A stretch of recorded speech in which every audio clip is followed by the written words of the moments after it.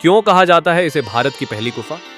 बिहार की बराबर पहाड़ियों में बसी लोमस ऋषि गुफा भारत की प्राचीन विरासत का एक अद्भुत नमूना है। इसे देखने पर लगता है जैसे समय ने खुद पत्थरों में इतिहास को तराश दिया हो। यह गुफा मौर्य काल की सबसे प्रसिद्ध गुफाओं में से एक है, जिसे लगभग 2300 साल पहले ग्रेनाइट चट्टान को काटकर बनाया गया था। इसकी सबसे खास बात है इसका सुंदर मुखभाग, जिसमें नुकीली छत, मेहराबों की शानदार कलाकारी और कमल के फूलों जैसी बारीक नक्काशियां देखने को मिलती हैं। गुफा के अंदर का हिस्सा एकदम चिकना और चमकदार है, जहां प्राचीन काल में साधु संत ध्यान और प्रार्थना किया करते थे। माना जाता है कि इसका निर्माण सम्राट अशोक के आदेश पर हुआ था।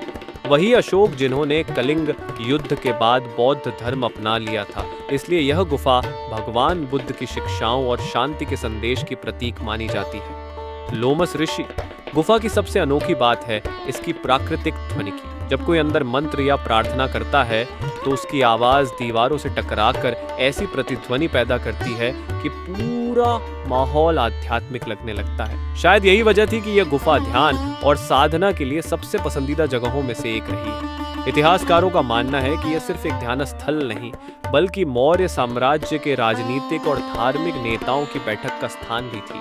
कहा जाता है कि स्वयं राजा अशोक ने भी यहाँ महत्वपूर्ण सभाएं की थी।